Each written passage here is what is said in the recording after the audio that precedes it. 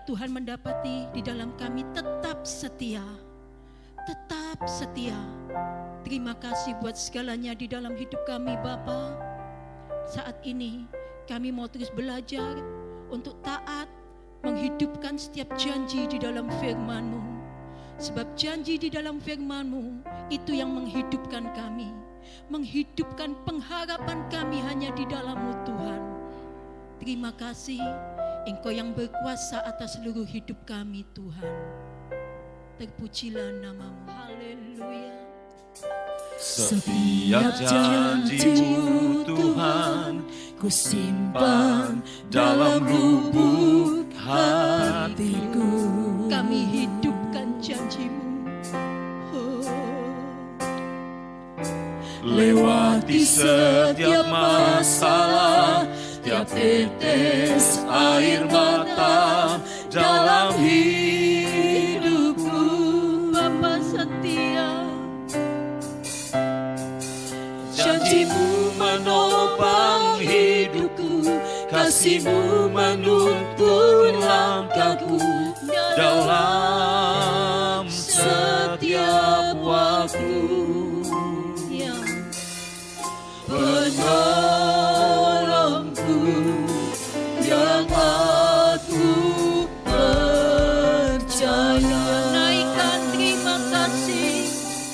Haleluya. Terima kasih buat kasih setiamu.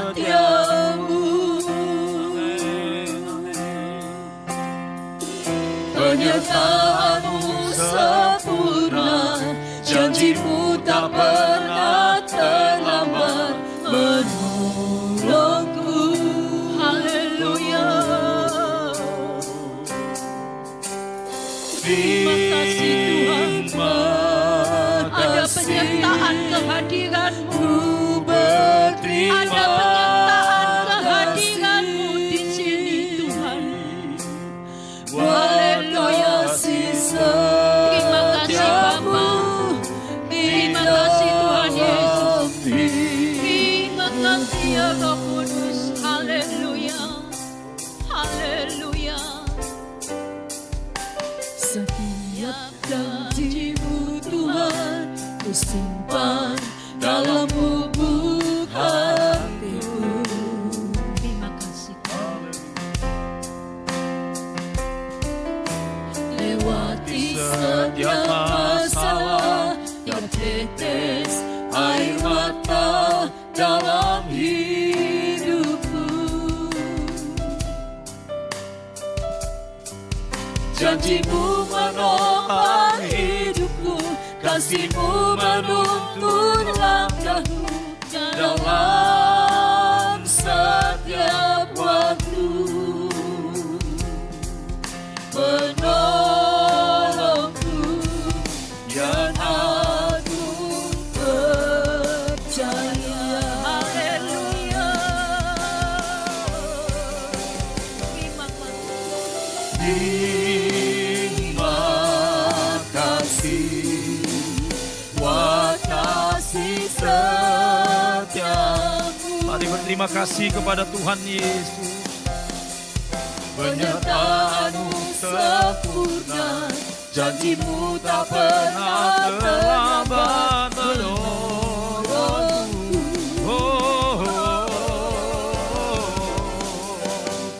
Terima kasih, ku berterima kasih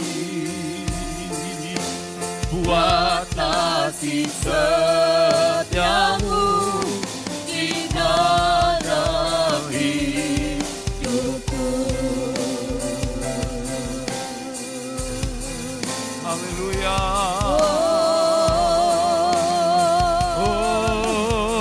Kami berterima kasih buat semuanya Tuhan. Haleluya.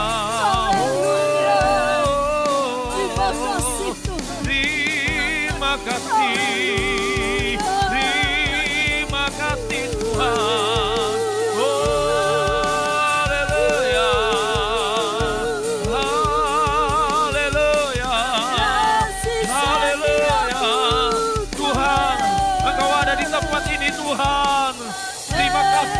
semuanya Tuhan.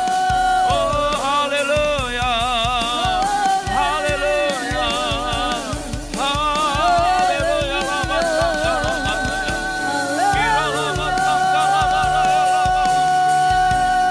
haleluya, haleluya, haleluya, haleluya. Oh Rapa, oh haleluya,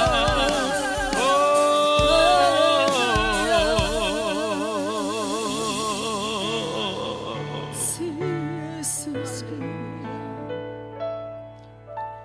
terima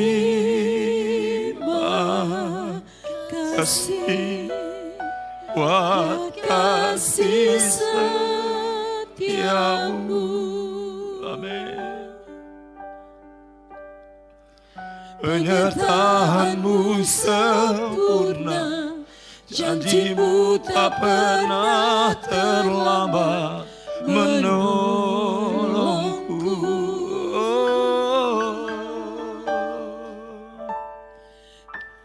Terima kasih, ku berterima kasih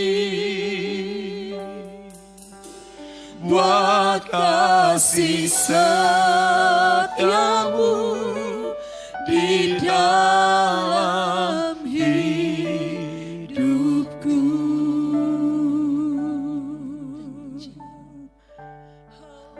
Haleluya, haleluya. Tuhan, terima kasih untuk semua yang Tuhan sudah berikan dalam hidup kami. Terima kasih untuk semua hal yang Tuhan izinkan di dalam hidup kami. Hari ini Tuhan, kami datang kepada Engkau, Juru Selamat kami. Kami berterima kasih untuk semuanya Tuhan. Buat kebaikan-Mu, buat kemurahan-Mu di dalam hidup kami. Terima kasih Tuhan, terima kasih. Terimalah pujian penyembahan kami di hadapan-Mu. Biarlah itu naik bagaikan dupa yang berbau harum ya Tuhan. Hari ini kami akan mendengarkan firman-Mu. Hamba-Mu akan menyampaikannya. Urapi hamba dan urapi kami semua ya Tuhan. Terima kasih untuk semua kebaikan Tuhan. Berbicaralah lewat hamba-Mu. Di dalam nama Tuhan Yesus Kristus. Haleluya. Amin. Puji Tuhan, saya mengajak kita kembali sama-sama untuk membaca firman Tuhan yang saya ambil di dalam Efesus 6 ayat yang ke-12. Karena perjuangan kita bukanlah melawan darah dan daging, tetapi melawan pemerintah-pemerintah, melawan penguasa-penguasa, melawan penghulu-penghulu dunia yang gelap ini, melawan roh-roh jahat di udara. Amin, puji Tuhan. Firman Tuhan saat ini saya beri tema berjuanglah. Berjuanglah. Bapak Ibu Saudara, di dalam Efesus 6 ayat 12 ini dikatakan bahwa karena perjuangan kita bukan melawan darah dan daging. Memang Bapak Ibu Saudara, seringkali banyak orang atau pemahaman dari setiap orang bahwa perjuangan itu selalu berhadapan wajah dengan wajah atau muka dengan muka. Mungkin dia punya musuh yang berusaha menjatuhkan pekerjaan dia, mungkin dia punya musuh dari mana.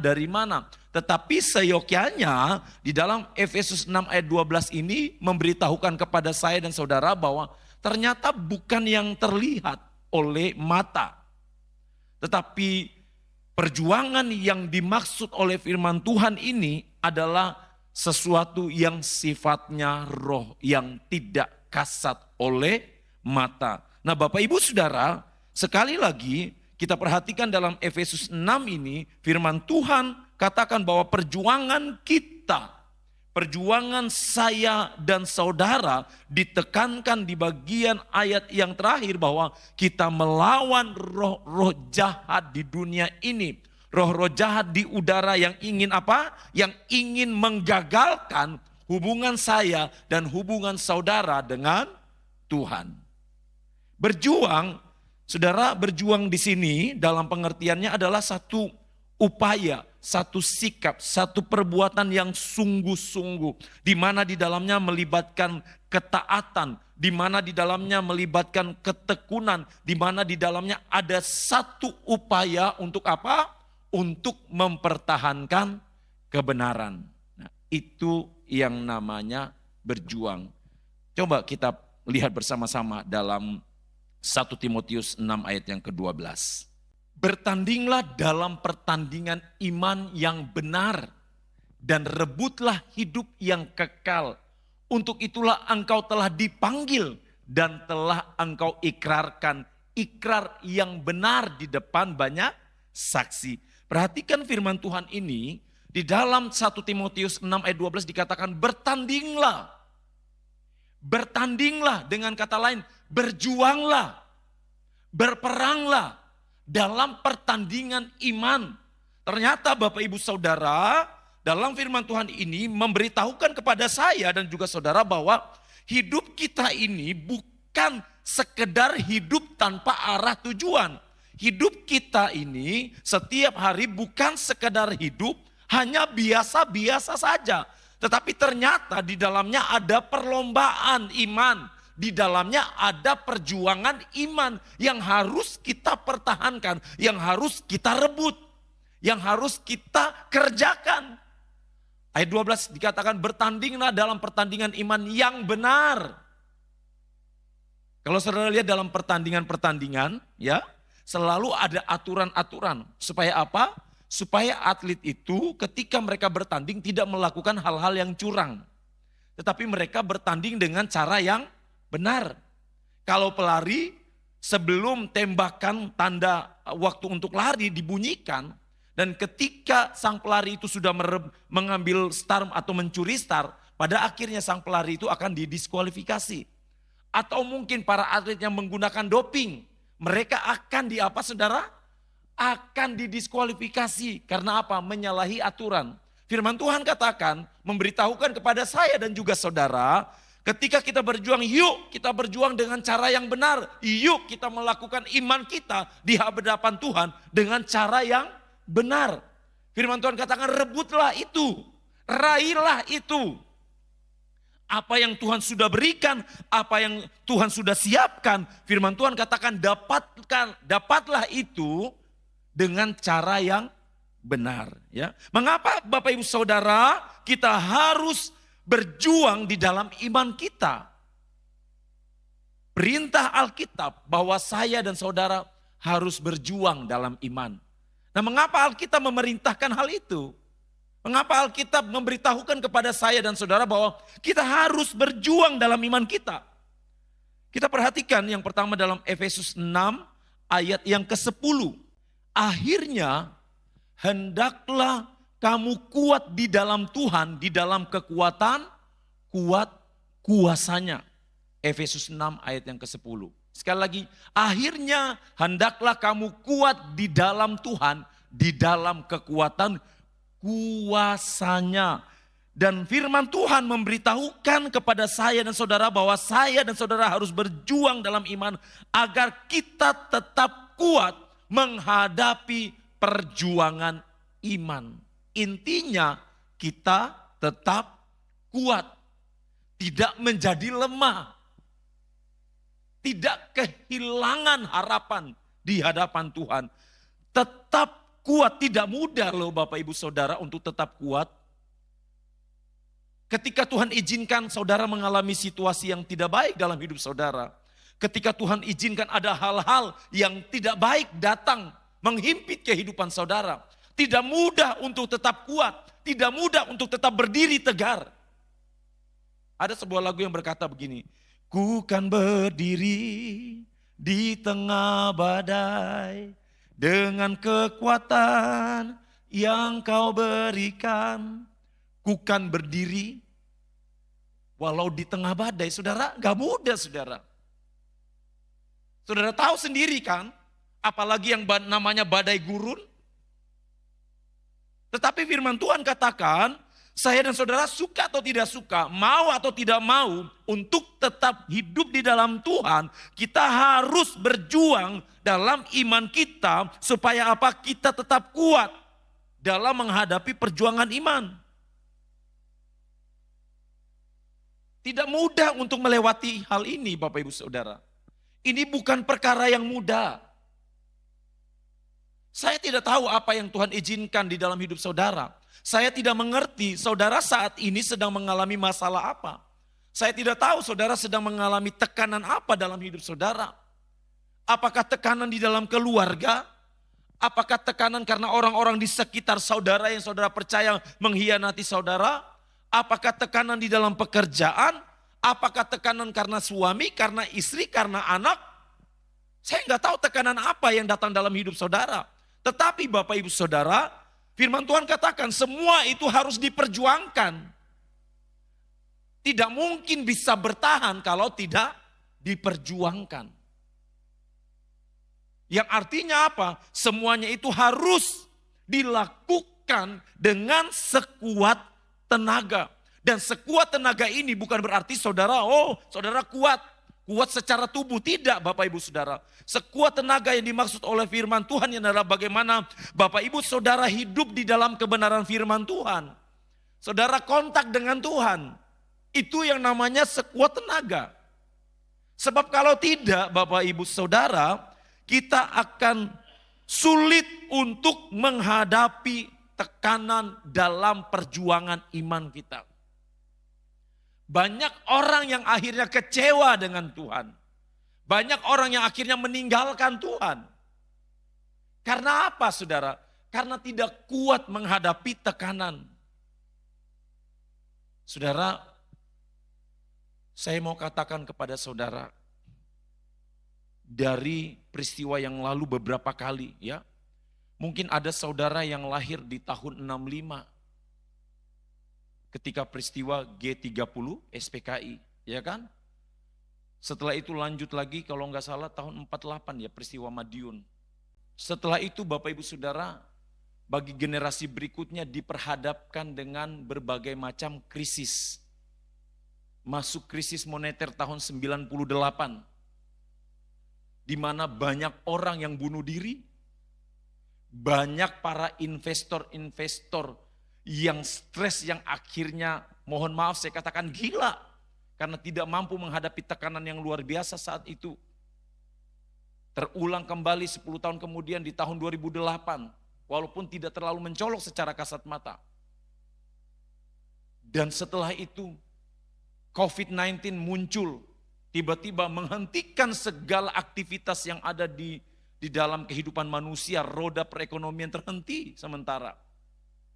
Tetapi Bapak Ibu Saudara, bukankah saya dan saudara melewati semuanya?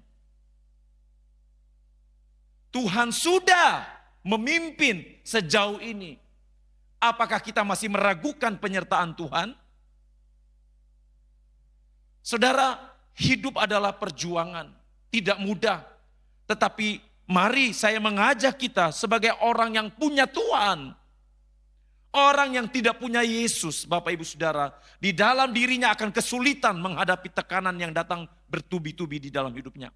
Saudara lihat Ayub adalah contoh yang luar biasa di dalam Alkitab. Firman Tuhan katakan kurang saleh apalagi Ayub ini. Semua dimiliki oleh Ayub. Dia adalah seorang yang saleh. Firman Tuhan katakan dia adalah laki-laki yang luar biasa dengan keluarganya. Dia sangat bertanggung jawab. Tetapi apa yang terjadi Bapak Ibu Saudara? Firman Tuhan katakan Ayub diizinkan Tuhan mengalami peristiwa yang sangat sukar untuk dia terima sebagai seorang kepala rumah tangga. Sebagai seorang suami. Mentalnya terguncang. Gimana tidak terguncang? Anak-anak mati. Usaha pekerjaan habis semuanya. Istri berusaha memprovokasi dia untuk meninggalkan Tuhan. Semua terjadi. Sehingga bahkan ditambah lagi dengan penyakit yang benar-benar sangat menyakitkan dirinya. Kalau Ayub tidak dengan Tuhan, Ayub sudah gila. Ayub hanya menyisakan satu milik terbaiknya, di mana Ayub berusaha sekuat tenaga agar milik terbaiknya itu tidak diambil. Yaitu apa? Iman kepada Allah. Itulah milik terbaik dari Ayub yang yang dia pertahankan. Silakan semuanya hilang, tetapi jangan sampai milik yang terbaik yang aku punya, yaitu iman kepada Allahku yang aku sembah, hilang dari diriku. Ayub terus berjuang, Ayub menunjukkan itu. Sadrak, Mesak, dan Abednego juga menunjukkan itu. Ketika mereka dipaksa untuk menyembah patung raja, mereka berkata sekalipun mereka harus masuk dalam dapur api, tetapi mereka tidak peduli karena mereka tahu bahwa mereka bersama-sama dengan Allah yang mereka sembah. Ini enggak mudah Bapak Ibu Saudara. Kalau tidak bersama-sama dengan Tuhan, habis saudara. Sadrak, Mesak pasti akan menyangkal Allah, tapi karena mereka tahu bahwa Allah yang mereka sembah adalah Allah yang tidak pernah berdusta. Bapak Ibu Saudara, ketika kita percaya kepada Allah dan menempatkan Allah sebagai hal yang terutama dalam hidup kita, maka ketika situasi terburuk datang dalam hidup saya dan saudara, kita akan terus bertahan. Karena kita tahu Tuhan tidak pernah meninggalkan kita. Yang kedua, kita perhatikan mengapa kita harus berjuang dalam iman kita. Kita memperhatikan satu contoh di dalam Alkitab dalam 2 Timotius 4 ayat yang ke-10. Karena Demas telah mencintai dunia ini dan meninggalkan aku. Ia telah berangkat ke Tesalonika, Kreskes telah pergi ke Galatia, dan Titus ke Dalmatia. Saya mau angkat poin yang di atas, tetap ayat 10. Karena Demas telah mencintai dunia ini. Bapak Ibu Saudara, saya dan saudara harus berjuang dalam iman kita. Karena apa? Karena tidak semua orang mampu dalam peperangan iman, dalam perjuangan iman. Dalam 2 Timotius 4 ayat 10 ini contoh yang besar dari seorang Demas. Dia bersama-sama dengan Rasul Paulus. Rasul Paulus tetap percaya kepada Allah. Rasul Paulus tetap melayani Tuhan. Walaupun tekanan datang sana sini. Walaupun mereka dipenjara. Walaupun mereka difitnah, dijatuhkan dan lain sebagainya. Tetapi Rasul Paulus tetap setia kepada Tuhan. Tetapi beda dengan Demas. Di firman Tuhan katakan Demas telah mencintai dunia ini. Demas lebih memilih dunia daripada memilih Allah. Jadi Bapak Ibu Saudara yang dikasihi Tuhan, firman Tuhan mengingatkan kepada saya dan saudara, kalau kita mampu, kita bertahan, itu semua karena kasih karunia Tuhan. Firman Tuhan mengingatkan bahwa tidak semua orang mampu dalam peperangan ini. Tidak semua orang mampu untuk bertahan menghadapi tantangan. Kalau saya dan saudara mampu bertahan, itu adalah pilihan yang terbaik dari Tuhan. Jangan sia-siakan pilihan Tuhan. Tuhan memilih saya, Tuhan memilih saudara, karena Tuhan tahu bahwa kita mampu untuk melewati semuanya. Amin, saudara? Ya. Yang ketiga, mengapa kita harus berjuang dalam iman kita? Kita perhatikan dalam Lukas 13 ayat 24. Jawab Yesus kepada orang-orang di situ, berjuanglah untuk masuk melalui pintu yang sesak itu. Sebab aku berkata kepadamu, banyak orang akan berusaha untuk masuk tetapi tidak akan dapat. Saya dan saudara harus berjuang dalam iman kita. Karena apa? Firman Tuhan katakan bahwa tidak semua orang dapat masuk di dalam kemuliaan Tuhan. Tidak semua orang, makanya Yesus katakan kepada orang banyak bahwa berjuanglah untuk masuk melalui pintu itu. Berjuanglah, kerjakanlah. lakukanlah semuanya. Karena tidak semua orang. Firman Tuhan katakan banyak yang terpanggil, sedikit yang terpilih. Jadi kalau saya dan saudara terpanggil untuk hal ini, bersyukurlah kepada Tuhan. Mungkin sulit secara manusia. Mungkin kita sulit untuk menerimanya.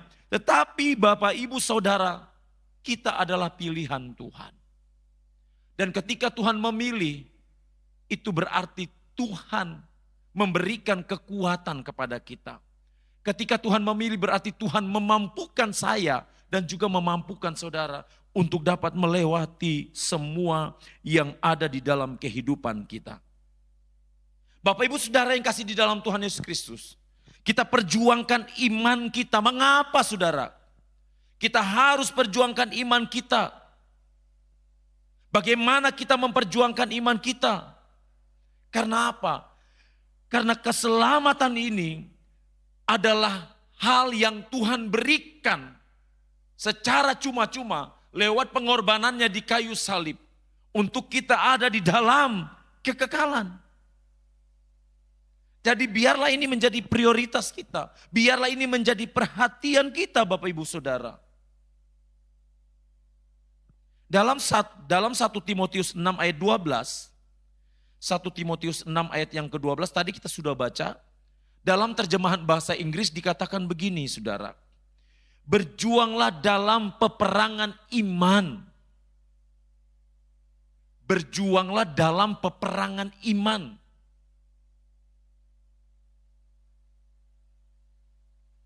Peperangan iman berarti yang dilibatkan adalah urusan roh, saudara.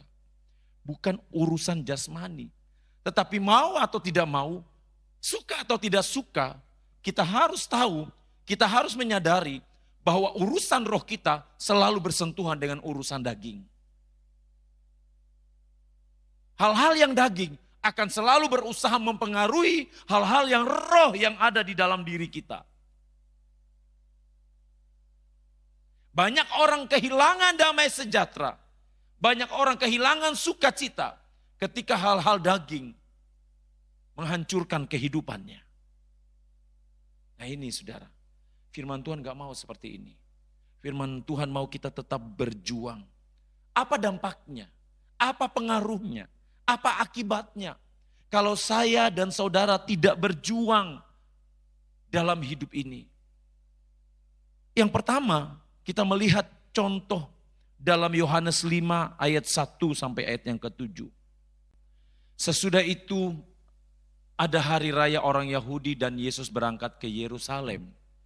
Di Yerusalem dekat pintu gerbang domba ada sebuah kolam yang dalam bahasa Ibrani disebut Bethesda. Ada 5 serambinya. Dan di serambi-serambi itu berbaring sejumlah besar orang-orang sakit. Orang-orang buta, orang-orang timpang, dan orang-orang lumpuh yang menantikan goncangan air kolam itu. Sebab sewaktu-waktu turun malaikat Tuhan ke kolam itu dan menggoncangkan air itu, barang siapa yang terdahulu masuk ke dalamnya sesudah goncangan air itu menjadi sembuh apapun juga penyakitnya. Ayat yang kelima, di situ ada seorang yang sudah 38 tahun lamanya sakit. Ketika Yesus melihat orang itu berbaring di situ dan karena ia tahu bahwa ia telah lama dalam keadaan itu, berkatalah ia kepadanya, maukah engkau sembuh? Ayat yang ke-7. Jawab orang sakit itu kepadanya, Tuhan, tidak ada orang yang menurunkan aku ke dalam kolam itu apabila airnya mulai goncang. Dan sementara aku menuju ke kolam itu, orang lain sudah turun mendahului aku. Perhatikan firman Tuhan ini. Bapak, Ibu, Saudara, firman Tuhan ini mengatakan bahwa ada seorang lumpuh di kolam Bethesda kurang lebih 38 tahun lamanya. Dan orang ini sudah putus asa, kehilangan sukacita, kehilangan damai sejahtera. Kalau saudara perhatikan baik-baik tadi di dalam ayat firman Tuhan ini dikatakan bahwa di sekitar itu ada orang-orang yang lumpuh, orang buta, intinya orang-orang yang sakit. Yang tidak punya power lagi, yang tidak punya kekuatan lagi, yang sudah tidak dianggap oleh orang-orang yang sehat mungkin seperti itu. Sehingga dalam bacaan ini dikatakan bahwa orang ini sudah tidak berdaya lagi.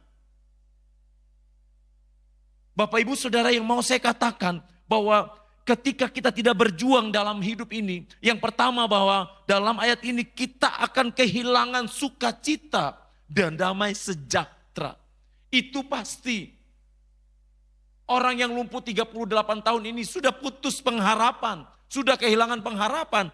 Oh, sukacita apa lagi? Damai sejahtera apa lagi yang mau dicari? Aku nggak bisa berjalan 38 tahun, aku timpang. Saat guncangan air tiba, aku gak bisa turun di situ. Aku kalah terlebih dahulu dengan orang-orang di sekitarku ini, Bapak Ibu Saudara. Demikian juga dengan saya dan saudara. Kalau kita tidak memperjuangkan, kita akan seperti orang yang lumpuh selama 38 tahun ini. Kita akan timpang. Mungkin engkau tidak akan timpang secara tubuh, tapi mungkin rohmu timpang di hadapan Tuhan. Kalau engkau tidak perjuangkan, mungkin engkau mengalami ketimpangan di dalam hidupmu yang berusaha merusak mentalmu, roh saudara di hadapan Tuhan. Bapak Ibu Saudara, semua perlu diperjuangkan. Semua perlu diperjuangkan. Saya ingat, saya suka nonton ajang pencarian bakat, saudara. Ya. Kenapa saya suka nonton ajang pencarian bakat? Karena Tuhan izinkan juga kan saya menjuri di mana-mana. Jadi ketika ada acara-acara ajang pencarian bakat ini, saya melihat pesertanya dan saya juga mendengarkan baik-baik komentar dari dewan juri. Dan itu yang saya ambil. Dari dewan juri A pendapatnya begini, dewan juri B pendapatnya seperti ini. Nah, di tahun 2012 saudara, waktu itu ada sesi lomba Indonesian Idol, ya, ada peserta yang namanya Regina. Ya, mungkin saudara ada yang tahu. Regina ini sudah mencoba, ya, 6 kali gagal. Tetapi ke-7 kalinya dia bisa lolos. Dan di saat itu usia dia sudah masuk batas akhir. Dia tidak pernah berhenti untuk mencoba sampai di batas akhir usianya. Dan apa yang terjadi? Ternyata perjuangannya tidak sia-sia. Dia memenangkan Indonesian Idol di sesi tahun itu. Dia tidak berkecil hati. Dia terus berjuang, dia terus berjuang. Gagal tahun ini, berjuang lagi tahun depan. Gagal tahun depan, dia berjuang lagi, seterusnya dia berjuang. Sampai dia mengalami kemenangan. Nah ini Bapak Ibu Saudara, ini mental.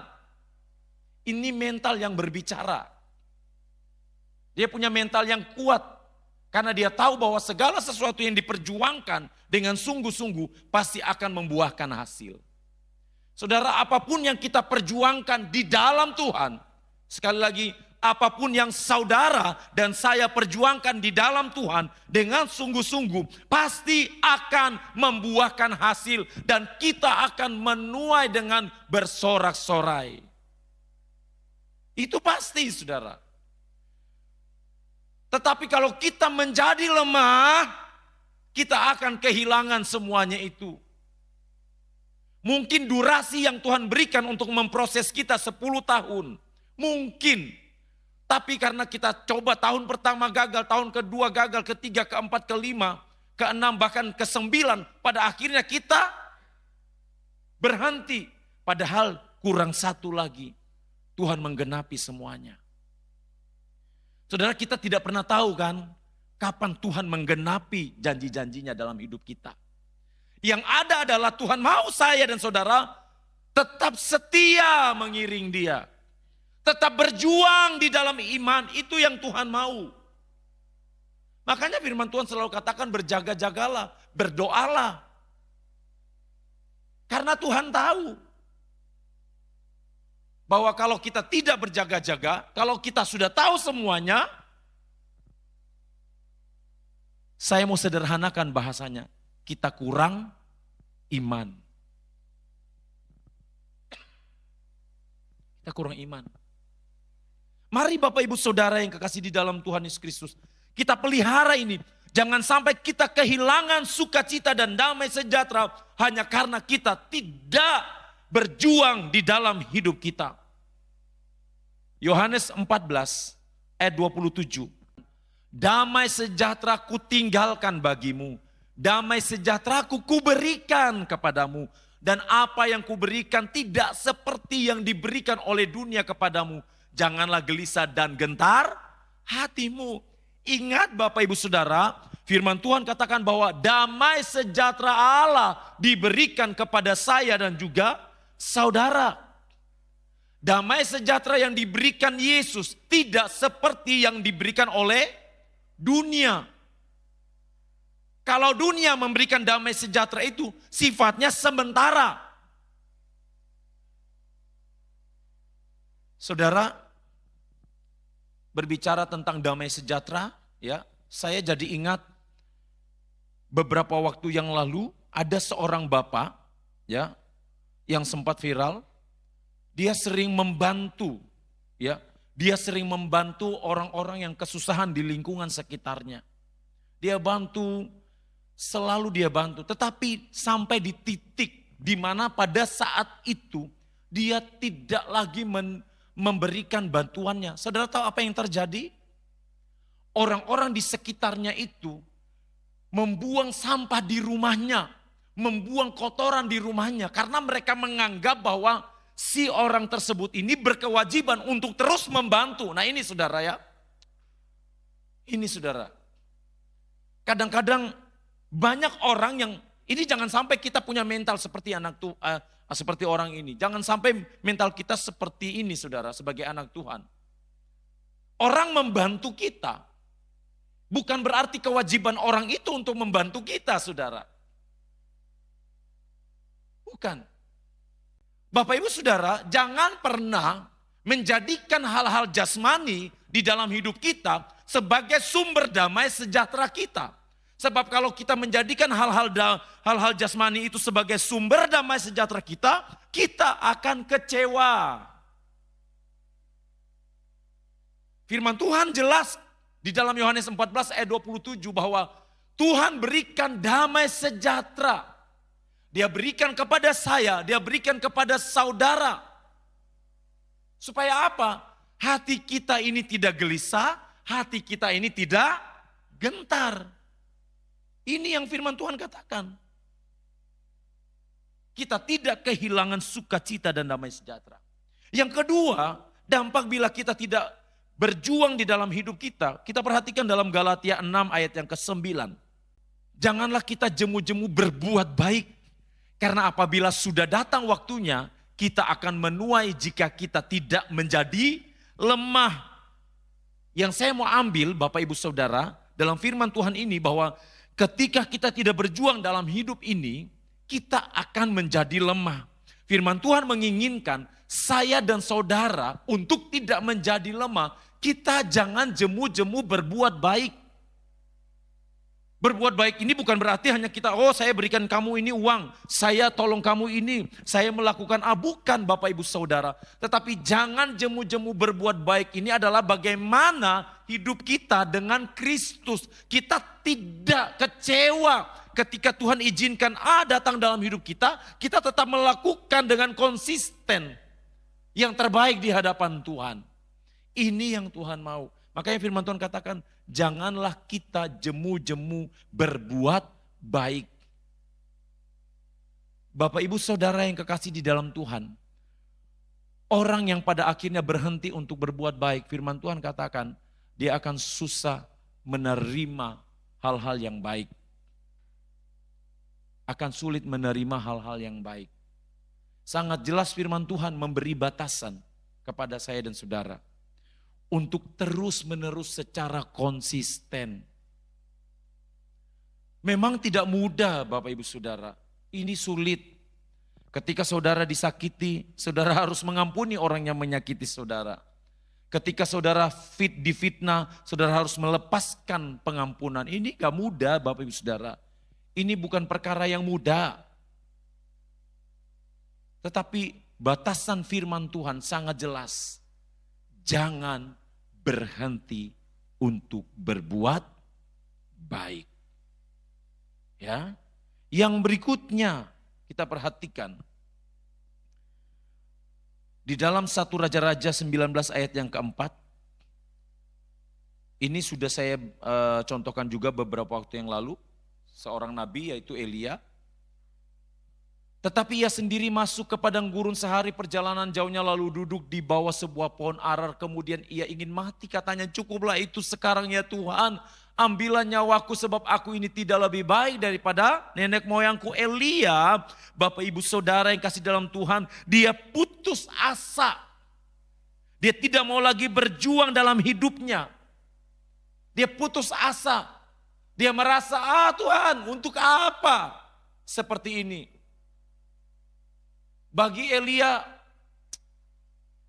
tekanan yang datang di dalam hidupnya, serangan yang datang di dalam hidupnya, itu sangat mengganggu pribadinya sebagai seorang nabi.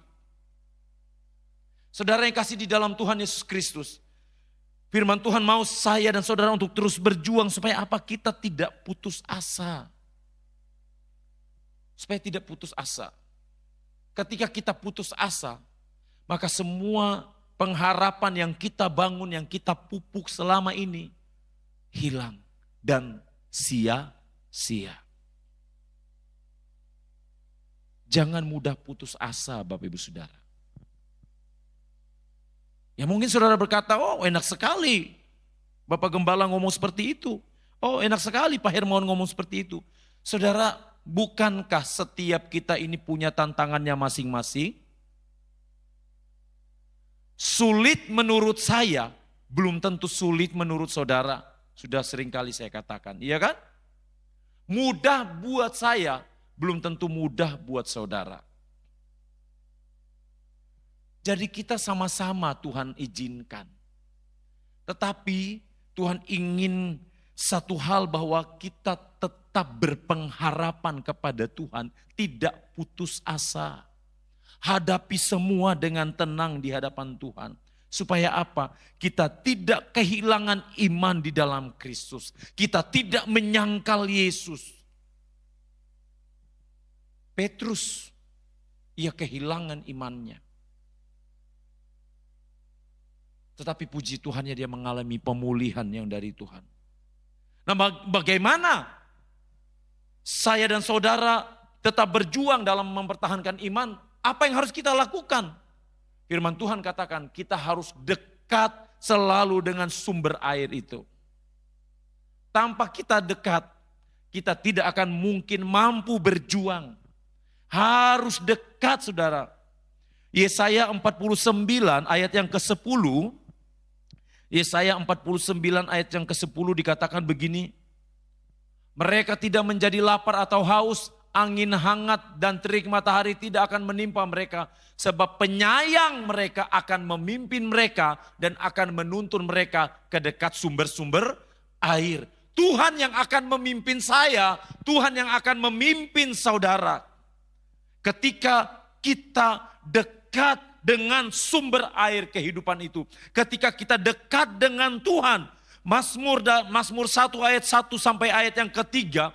Mazmur 1 ayat 1 sampai ayat yang ketiga dikatakan, berbahagialah orang yang tidak berjalan menurut nasihat orang fasik, yang tidak berdiri di jalan orang berdosa, dan yang tidak duduk dalam kumpulan pencemooh. Ayat yang kedua, tetapi yang kesukaannya ialah Taurat Tuhan, yang merenungkan Taurat itu siang dan malam. Ayat yang ketiga, ia seperti pohon yang ditanam di tepi aliran air, yang menghasilkan buahnya pada musimnya dan yang tidak layu daunnya.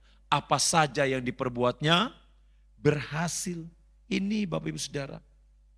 Jadi mari tetap berjuang di dalam Tuhan. Mari tetap pertahankan iman kita. Mari tetap percaya kepada Allah tanpa kita mau diintervensi oleh keadaan yang terjadi di sekeliling kita. Jangan mau saudara diteror oleh keadaan yang terjadi dalam hidup saudara. Jangan mau saudara dikendalikan oleh keadaan yang terjadi di sekeliling saudara. Jangan mau saudara diintervensi oleh iblis. Jangan mau saudara direbut damai sejahtera saudara. Hanya karena apa saudara? Hanya karena saudara tidak mau berjuang. Berjuanglah selalu di dalam Tuhan. Amin. Percayalah bahwa semua yang saudara perjuangkan tidak akan sia-sia. Sebagai orang yang terlahir sebagai pemenang. Percayalah Tuhan akan memberikan kemenangan itu. Kita baca bersama-sama dalam Roma 8 ayat 37. Tetapi dalam semuanya itu kita lebih daripada orang-orang yang menang oleh Dia yang telah mengasihi kita. Amin saudara. Percayakah saudara bahwa kita dibawa Tuhan sejak semula menjadi orang-orang yang menang? Kalau saudara ragu, saudara akan menjadi orang-orang yang paling menderita di hadapan Tuhan. Karena sejak awal penciptaan saya, sejak awal penciptaan saudara, kita sudah dijadikan pemenang. Dari sekian miliar sel yang ada, kitalah pemenangnya untuk hadir ke dunia ini. Amin saudara. Kitalah yang hadir sebagai pemenang. Dan itu karakter yang Tuhan berikan dalam hidup saya dan saudara. Karakter pemenang. Tuhan memberkati. Haleluya. Mari saudara, kita mengucap syukur kepada Tuhan. Kita berterima kasih kepada Tuhan. Haleluya, haleluya. Mari mengucap syukur kepada Tuhan. Mari arahkan hatimu kepada Tuhan. Mari angkat tanganmu di hadapan Tuhan. Haleluya. Haleluya. Lama sangkara bada kabaraya lama lama. Ora bada kabaraya lama se. Lama raya lama lama lama lama lama lama. Haleluya. Haleluya. Lama lama lama lama lama.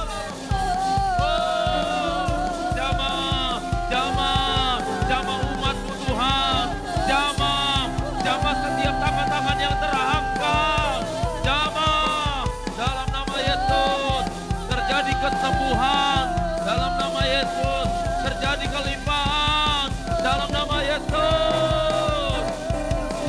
Haleluya, lama sangkara mata kabaraya, lama sangkara, mata kabaraya, lama sangkara kabaraya. Haleluya, haleluya, haleluya, haleluya, haleluya. Terima kasih Tuhan. Haleluya, haleluya, haleluya, haleluya, haleluya, lama, lama, lama, lama. Haleluya, haleluya, haleluya, haleluya, oh haleluya. Yesus Engkau juru selamatku, dalam janji-Mu kemenanganku selama-lamanya, dan ku nyatakan besar setiamu Tuhan di hidup. Yesus Engkau juru selamat, dalam janji-Mu kemenanganku, selamanya kan ku nyatakan besar setiamu Tuhan, besar setiamu Tuhan, besar setiamu Tuhan, Tuhan di hidupku.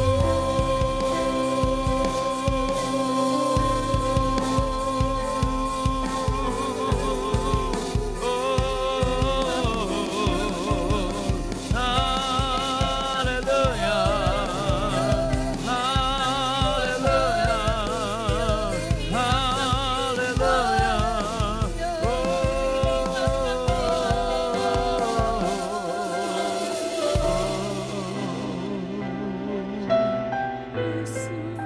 Terima kasih Tuhan.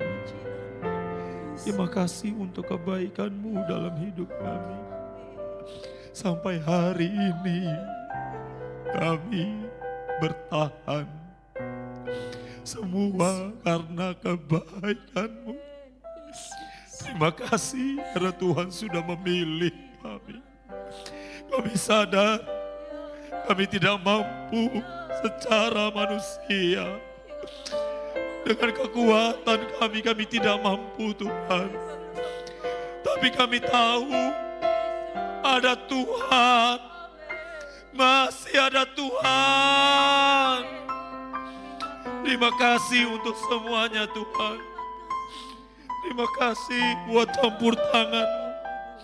Terima kasih buat pertolongan-Mu. Terima kasih buat kebaikan-Mu dalam hidup kami. Tuhan, saat ini kami berdoa secara khusus buat anak-anak-Mu yang dalam pemulihan.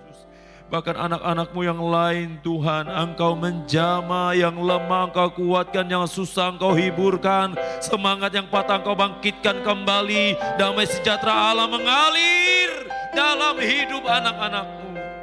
Engkau menyelesaikan setiap masalah, persoalan yang dihadapi, baik di dalam keluarga, baik dalam pekerjaan, baik dalam lingkungan tempat tinggal, apapun itu, Tuhan selesaikan semuanya.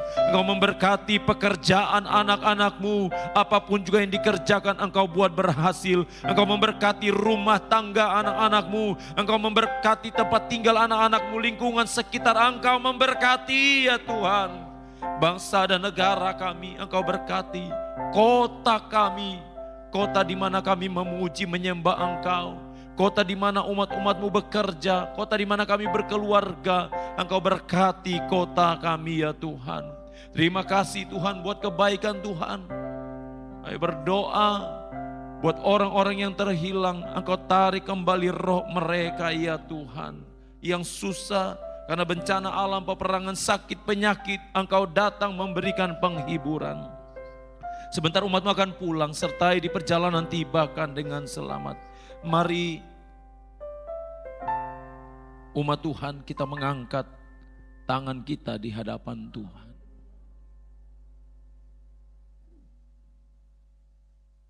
Tuhan melindungi engkau. Tuhan menghadapkan wajahnya kepada engkau dan memberi engkau damai sejahtera. Pulang dengan membawa kekuatan kuat kuasa Allah yang khusus, yang tidak terbatas. Di dalam nama Bapa, Putra dan Roh Kudus, yaitu di dalam nama Tuhan Yesus Kristus. Sama-sama kita yang percaya katakan amin. Tuhan memberkati.